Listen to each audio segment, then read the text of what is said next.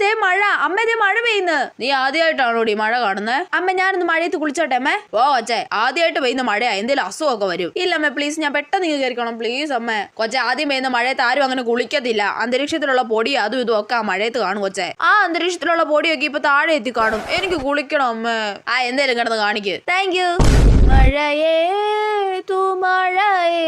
കൊച്ചെ വാ, മതി ഇങ്ങ് കേറ്. അടടാ മഴടാ അട മഴടാ. എടി ഇങ്ങ് കേറാൻ. പവിഴ മഴയേ.